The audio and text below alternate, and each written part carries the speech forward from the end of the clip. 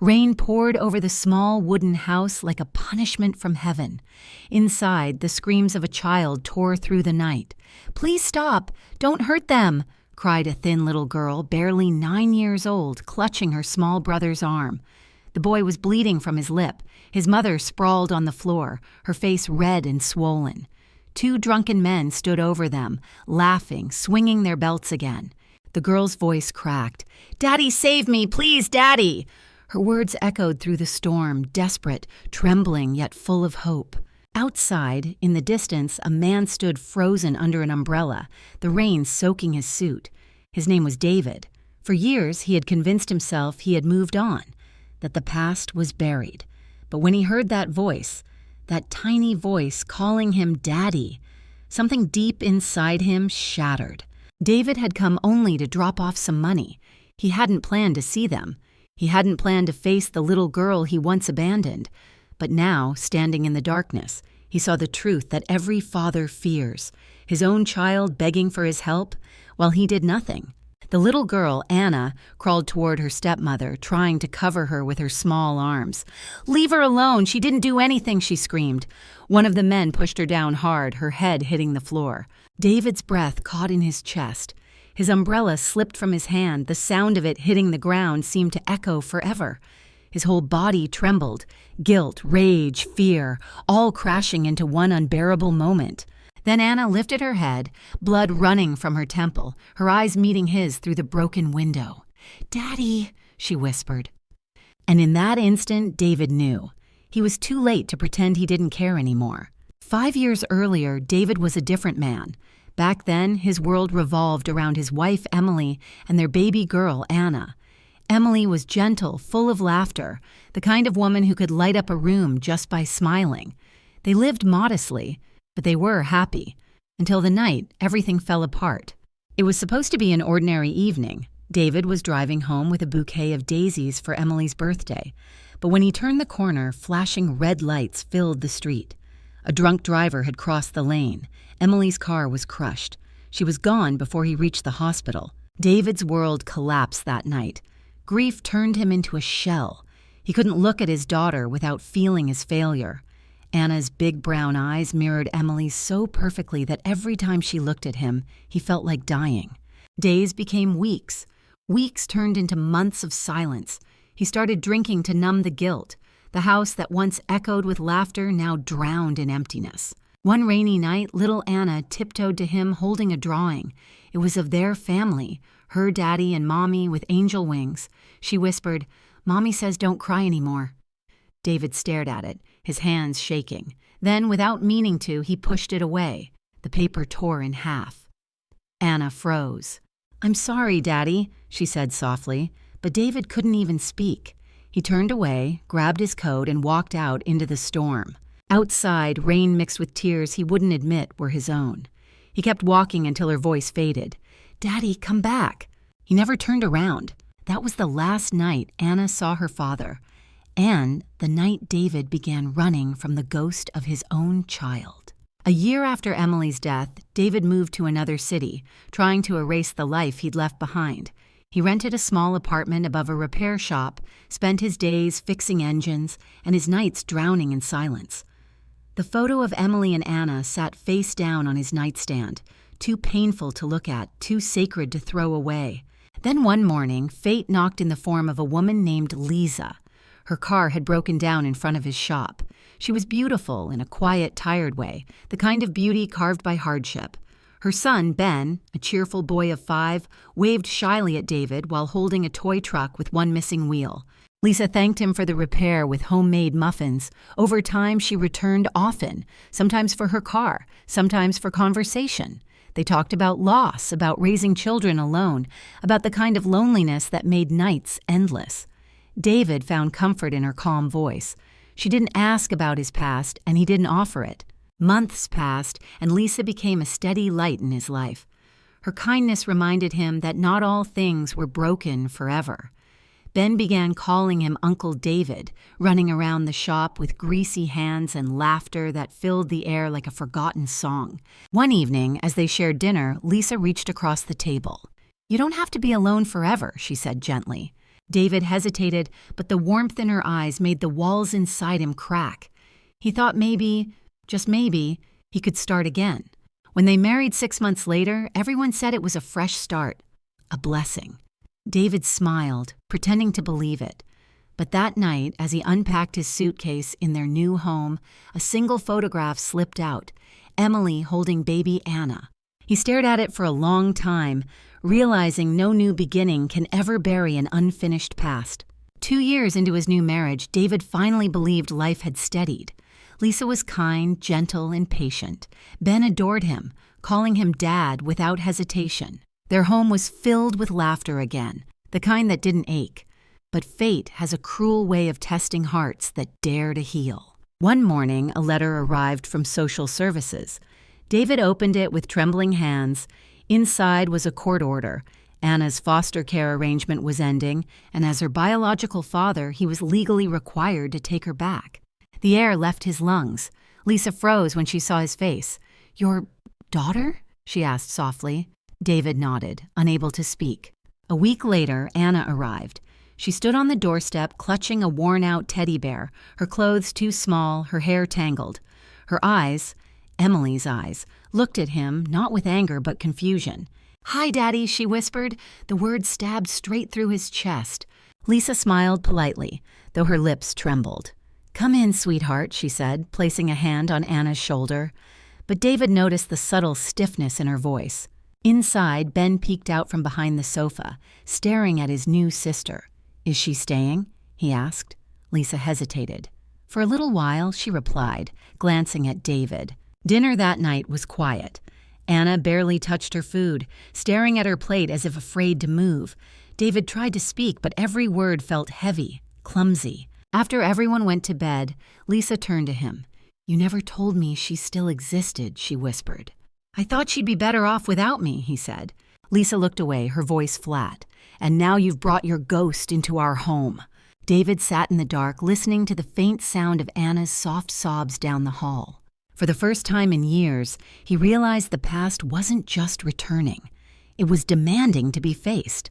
The following weeks unfolded like walking on broken glass. Every morning, Anna would sit quietly at the kitchen table, hands folded, waiting for permission to speak.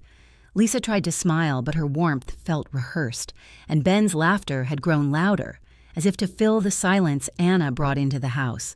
David tried to make things work. He bought Anna new clothes, a school bag, even a doll to replace the one she'd lost years ago. But she never played with it. She just placed it neatly beside her bed, untouched, like something too precious to believe was truly hers. One evening, when Lisa was helping Ben with homework, Anna peeked from the hallway. "Can I help too?" she asked softly. Lisa didn't look up. "It's okay, sweetie. This is a little advanced for you."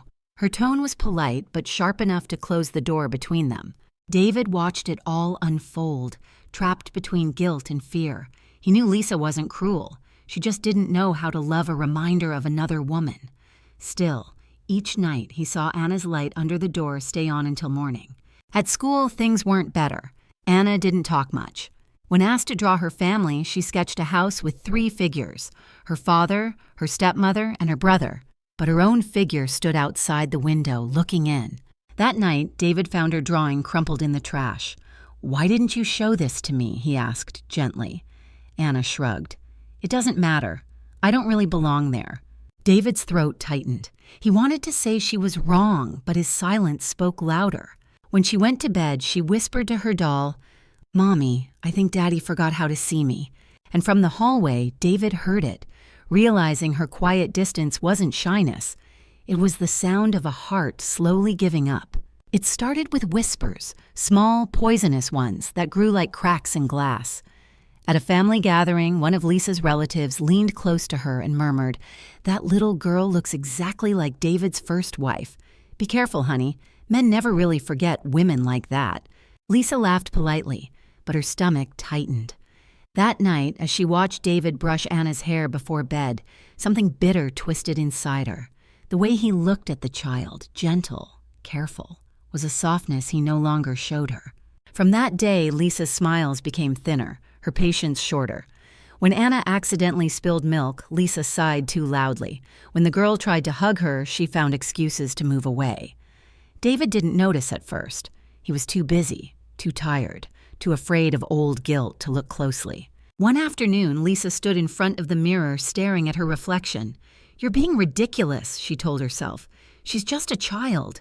But the voice in her head whispered back, a child that reminds him of the woman he truly loved. Later that evening, Ben ran to his mother crying. "Anna said Daddy loves her more than me." Lisa's heart pounded. "Did she really?" she asked. He nodded. Whether it was true or not didn't matter. The damage was done. When David came home, Lisa greeted him coldly. "Your daughter is teaching my son that you love her more," she said sharply. David frowned.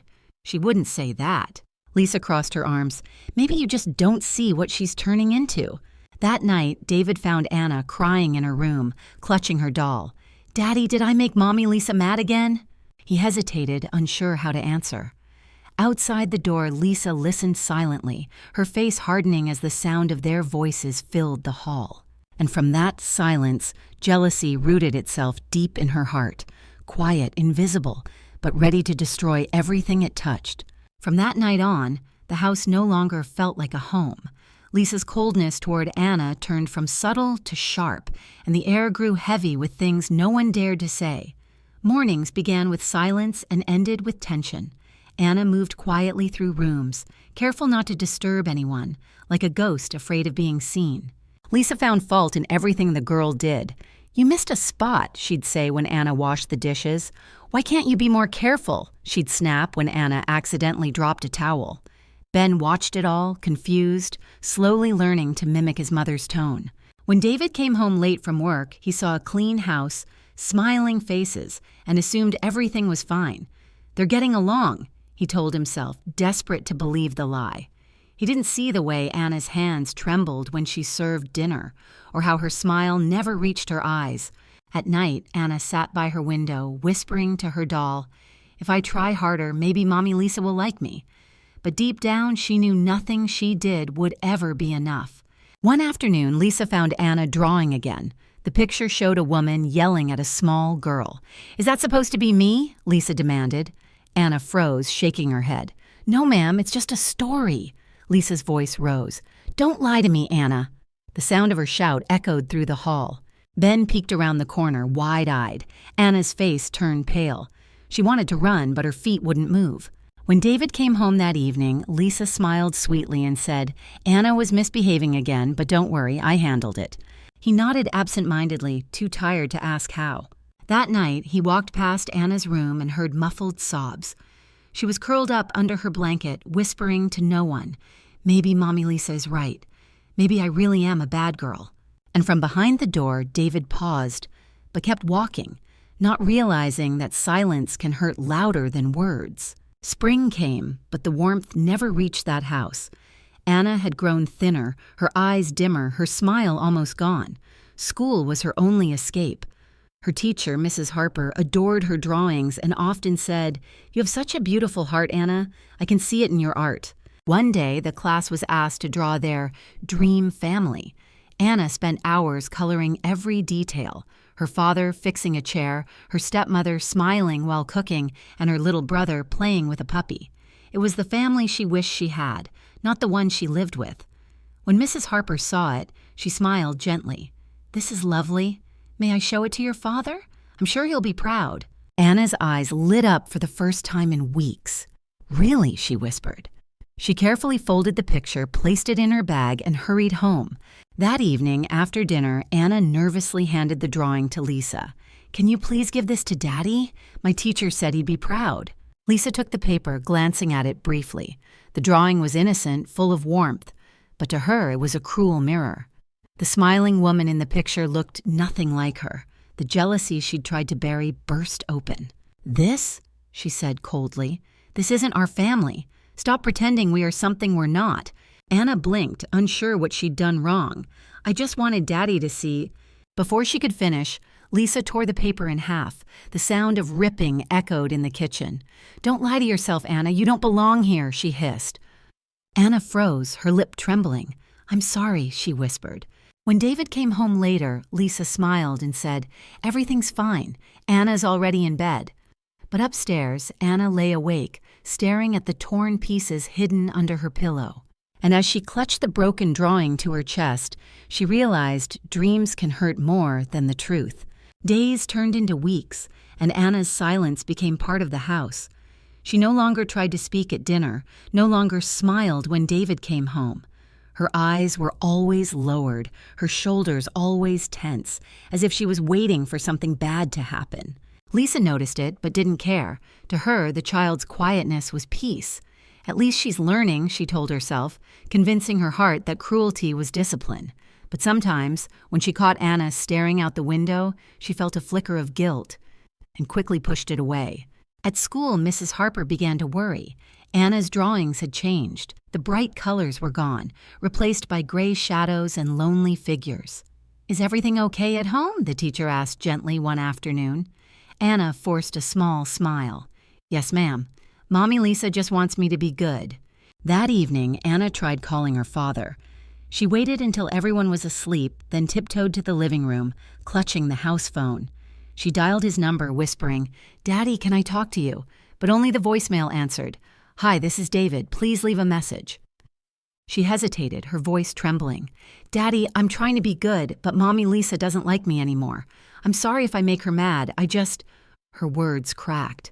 "I just miss you." Before she could finish, Lisa's voice pierced the silence. "What are you doing up?" Anna froze. The phone slipped from her hand. Lisa grabbed it, saw the screen, and her face hardened. "You don't ever call your father behind my back again, understand?" Anna nodded quickly, tears streaming down her cheeks. "Yes, ma'am." Lisa pointed toward her room. "Go to bed, now!" Anna ran upstairs, clutching her doll, heart pounding like thunder. She buried her face in the pillow, trying to keep her sobs quiet. But through the thin walls, her broken whisper drifted out. "Daddy, why don't you hear me?" And no one answered. The night it all came crashing down began with thunder. The sky was heavy, the kind that warned of something more than rain. Lisa was in a foul mood. David had left that morning for a week-long business trip, and the house felt empty of restraint. Ben had been playing in the living room, pretending to be a superhero, when his elbow struck the tall crystal vase on the shelf. A wedding gift David cherished. It shattered into pieces. The crash echoed through the house. Lisa rushed in, her face turning red. "What did you do?" she shouted. Ben froze, terrified, but before he could answer, Anna stepped forward. "It was an accident," she said softly. "He didn't mean to." Lisa's eyes narrowed. "So now you're lying for him?" Her voice was sharp as glass. "Do you think protecting him will make me love you?" I just didn't want him to get in trouble," Anna stammered. Lisa's anger snapped. "You always ruin everything." She slapped Anna across the face. The little girl stumbled, her cheek burning. Ben screamed, "Stop, Mom, it wasn't her." Lisa turned on him next. "Go to your room, Ben." But when he didn't move, she grabbed his arm too hard. He yelped. That sound, raw, frightened, seemed to shake the air. Anna rushed between them, throwing her arms around her brother. "Don't hurt him, please!" The storm outside broke, lightning flashing through the windows. Lisa's voice rose above the thunder, wild and trembling. "I said go!" She shoved Anna, and the child hit the corner of the table, falling to the ground. For a moment, everything went still. Only the rain tapped against the glass. Ben began to cry, clutching Anna's hand. "She's bleeding, Mom," he whispered. Lisa stared down, her chest heaving, realization dawning too late. And outside, unseen through the rain, a shadow stood by the gate. David, returning early, just in time to hear his daughter's cry. The storm raged as David pulled his car into the driveway, windshield wipers thrashing. He had left his business trip early, feeling uneasy all day. Something inside him whispered that home wasn't right. As he stepped out, rain drenched his coat, but another sound froze him where he stood. A scream. It was Anna's voice. He dropped his briefcase and ran toward the house, his shoes slipping in the mud. Through the living room window, flashes of lightning lit the scene like cruel snapshots. Lisa standing in the center, trembling, Ben crying, and Anna on the floor, blood trickling from her temple. David's breath caught. For a heartbeat, he couldn't move. Then he burst through the door. "Lisa, what the hell is going on?" Lisa spun around, her face pale. "David, it's not what it looks like." But Anna stirred, her voice weak. "Daddy, please, don't let her hurt Ben." Those words shattered him. He rushed to the little girl's side, lifting her carefully into his arms. "It's okay, sweetheart, I'm here." Ben clung to his father's sleeve, sobbing uncontrollably. "She didn't do anything, Daddy. Mommy hit her." David turned to Lisa, his voice trembling between rage and disbelief. "You touched my child." Lisa's eyes filled with tears. "She provoked me. She always makes me feel—" "Feel what?" He cut her off, his voice rising. "Less than her dead mother? Is that it?" Lightning cracked again outside, illuminating Lisa's face, twisted with guilt and fear. Anna whimpered softly against his chest. David's heart pounded. All the years of running, of pretending the past was gone, came flooding back like the storm outside. He realized this wasn't just about Lisa's cruelty. It was about his failure to protect what was left of Emily. Lisa whispered, "David, please." But he raised his hand to silence her. And in that charged silence, soaked in rain and regret, he finally saw what love neglected can turn into, a nightmare of his own making. Rainwater dripped from David's coat onto the wooden floor as he held Anna tightly in his arms. Her small body trembled, her breath shallow. "It's okay, sweetheart," he whispered, trying to calm the panic in his chest. But his hands shook. He had never seen his daughter so fragile, so broken. Lisa stood frozen, her lips trembling. "David, please listen." "Don't," he snapped. "Don't say another word." His voice was calm, but beneath it burned years of guilt and anger. Ben clung to his father's side, crying, "Daddy, please don't be mad at Mommy." David looked down at both children, one trembling with fear, the other begging for peace, and his heart cracked. This was supposed to be his family, his redemption. Instead, it was a battlefield built on lies. Anna stirred weakly in his arms. "Daddy, I didn't mean to make her mad," she whispered. "I was just trying to help Ben." David swallowed hard. "You didn't do anything wrong, baby. Not this time, not ever." He carried her to the couch, laying her down gently. Lisa reached forward as if to help, but he stopped her with one look. "You've done enough," he said quietly. For the first time, Lisa broke down. "I didn't mean to hurt her. I thought she hated me. Every time I saw her face, it reminded me I'd never have what Emily had." Her confession hung heavy in the air. David stared at her, his voice shaking. "You're right, you never will, because love doesn't grow from jealousy and fear. It grows from protection, and I failed at that too." Lightning flashed again, illuminating the bruises on Anna's cheek. David's jaw clenched. "You need to leave, Lisa, tonight." Lisa looked at him in disbelief. "You're choosing her over me?" He looked down at Anna and whispered, "No, I'm choosing what's right." And for the first time in years, David finally stood between his child and the storm, not as a shadow, but as a father. The house was filled with the sound of rain beating against the windows as Lisa stood in the middle of the living room, her mascara streaking down her face.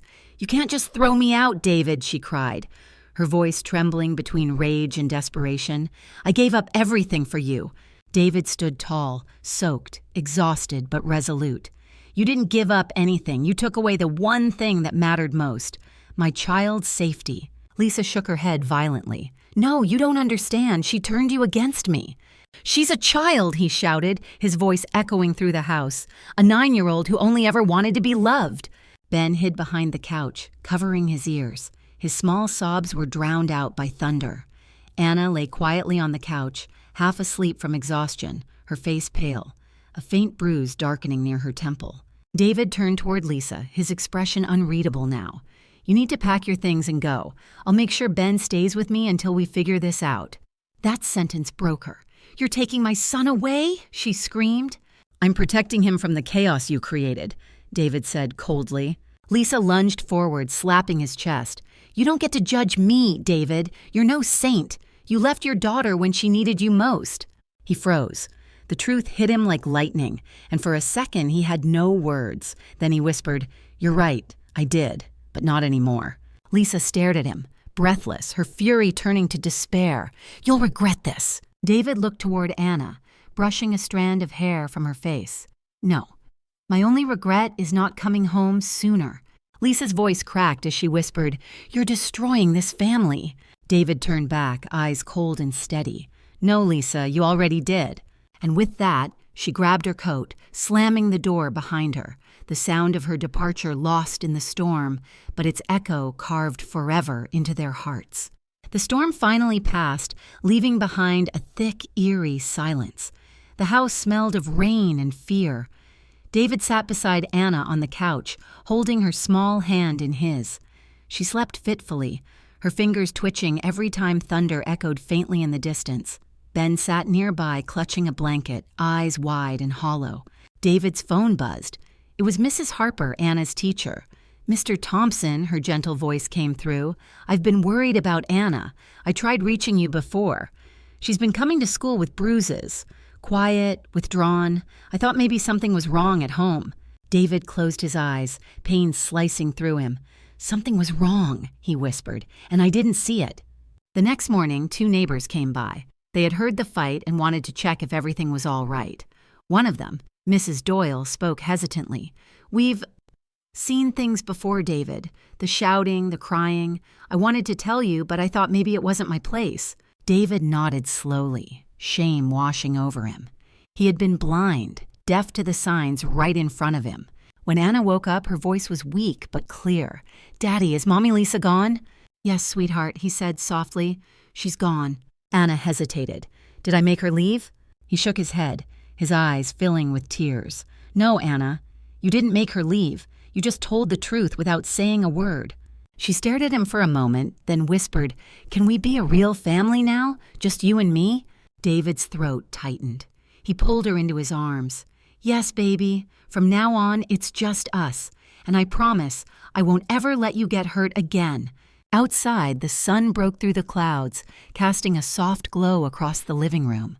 And as light touched Anna's bruised face, David realized that truth doesn't destroy. It cleanses, even when it hurts. The next few days passed in slow, aching silence. The storm was gone, but its shadow lingered inside the walls. David barely slept, haunted by the sight of Anna's bruised face and the echo of her small voice calling for help. He replayed it endlessly, every second cutting deeper into his conscience. He took time off work to stay home. Anna needed rest, both in body and heart. Each morning he made her breakfast and sat by her side as she ate. Her appetite was small, her smiles forced. Sometimes she would glance toward the front door, as if expecting Lisa to walk in again, not out of love but habit. Ben, too, was quiet. He missed his mother, confused by the sudden emptiness. One afternoon he asked softly, "Daddy, is Mommy coming back?" David paused. "Not right now, buddy. Mommy needs time to get better." "Did she hurt Anna because of me?" Ben whispered. David's chest tightened. "No, son, none of this is your fault." That night, after putting the kids to bed, David sat alone in the living room. The house creaked softly. On the coffee table lay the torn drawing Anna had once made, the one Lisa had destroyed. He carefully taped the pieces together, smoothing out every wrinkle with trembling hands. When Anna woke the next morning, she found the drawing framed on the wall. Her eyes filled with tears. "You kept it?" David nodded, voice rough. "I should have seen everything sooner. I should have protected you." She looked up at him, her eyes shining with something fragile. Forgiveness. "You're here now, Daddy. That's enough." He pulled her close, tears slipping silently down his cheeks. In that moment, David understood that regret can either bury a man or teach him how to love again.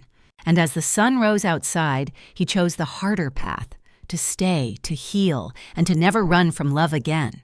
Spring slowly melted into summer, and for the first time in years, peace began to settle inside the house. The shouting had stopped, the tension had vanished. What remained was quiet, fragile, but real. David took Anna and Ben to the park every weekend. They fed ducks, rode bikes, and ate ice cream on a wooden bench beneath a big oak tree. Anna still carried her scars, not just on her skin, but in her heart. She flinched at sudden sounds and sometimes woke from nightmares calling for her father. Each time, David would rush to her side, hold her close, and whisper, "You're safe now, sweetheart. No one will ever hurt you again." During one of her therapy sessions, the counselor asked Anna to draw what made her feel loved. She drew her father holding her hand beside a big, warm sun. No clouds, no storms, just light. When David saw it, tears filled his eyes. He realized that love, once lost, could still find its way back home if you fought hard enough for it. Meanwhile, Ben began to understand more than any boy his age should. One evening, he told David, "Daddy, can I still love Mommy Lisa?" David placed a hand on his shoulder. "Yes, son, you can love her. People make mistakes, and loving someone doesn't mean you have to forget what's right." Anna listened quietly, then whispered, "Maybe she'll say sorry one day." David nodded. "Maybe she will." That night, the two children fell asleep on the couch, heads resting against each other. David covered them with a blanket and sat watching, the soft hum of the night filling the room.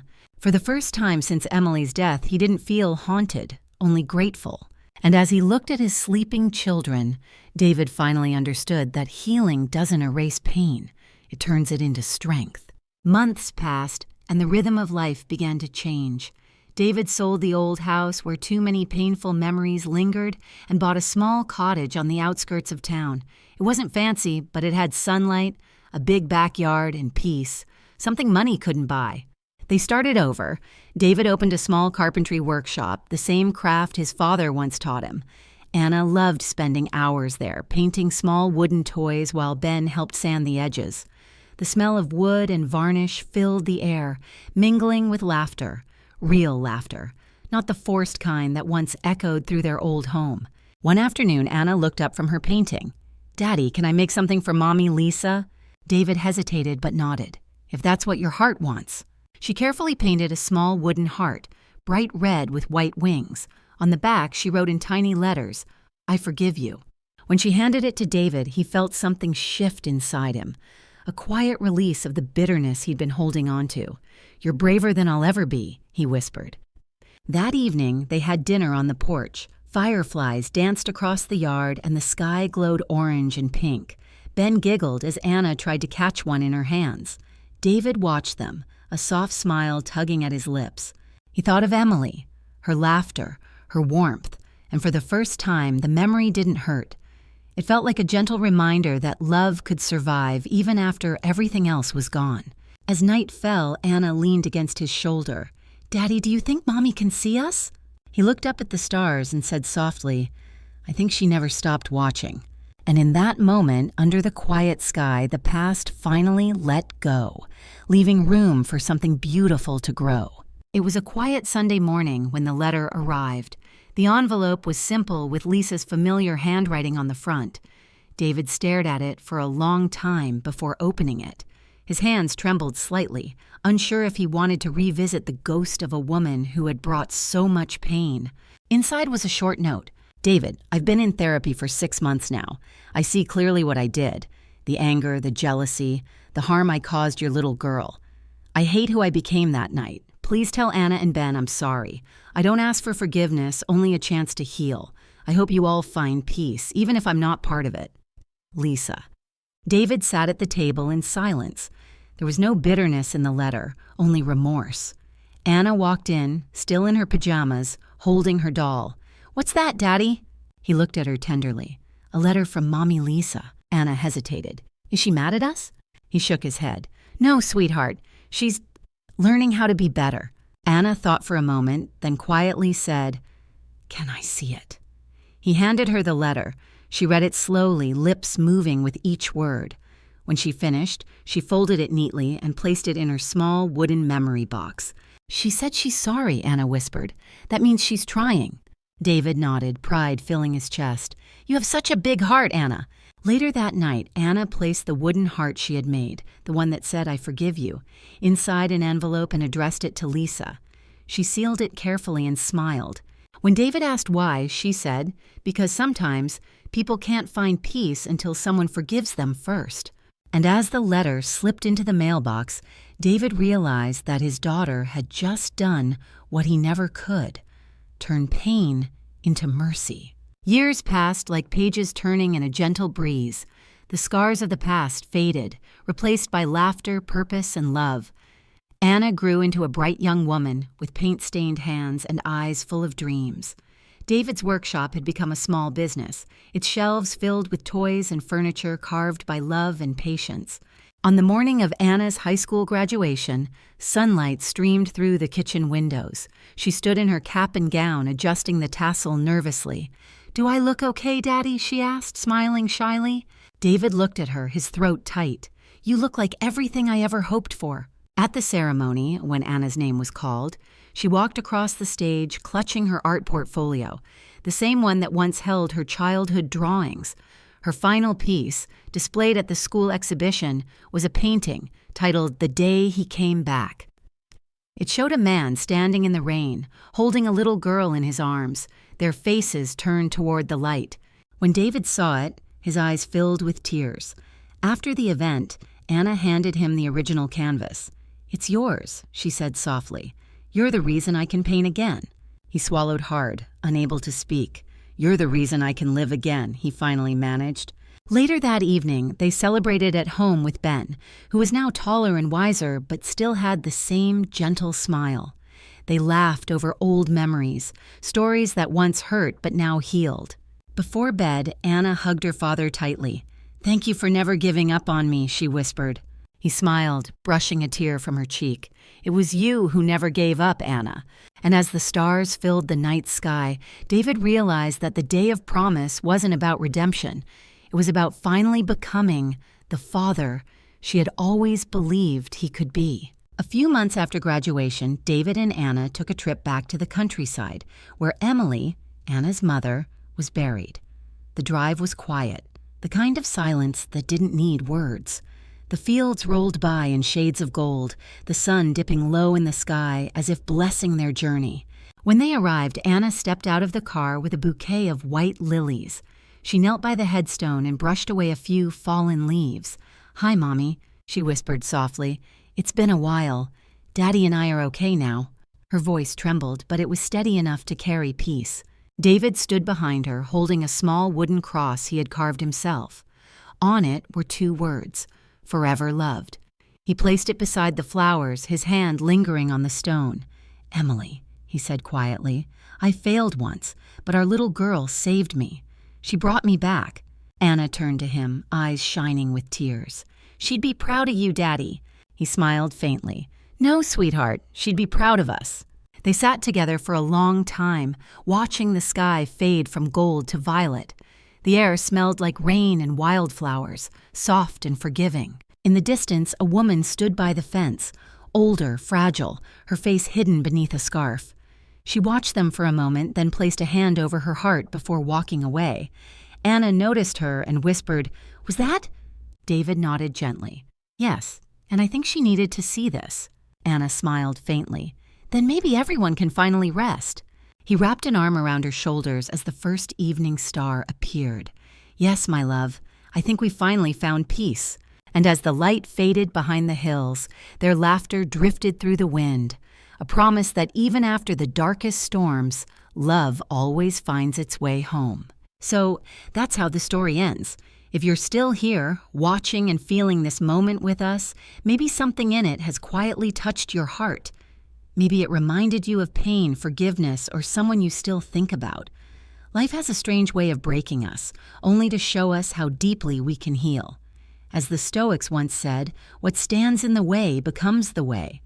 Every hardship, every tear, every mistake, it all shapes who we become, if we let it. David's journey wasn't just about a father saving his child. It was about a man facing himself, learning that love isn't about being perfect. It's about showing up when it matters most. And maybe that's something we all need, to stop running, to forgive, and to start again. So if this story moved you, even just a little, take a second to breathe, to thank life for the chance to grow. And hey, if you felt something real here, give this video a like. Share it with someone who needs hope tonight, and subscribe to our channel, because together we'll keep finding stories that remind us healing is possible, and love always finds a way.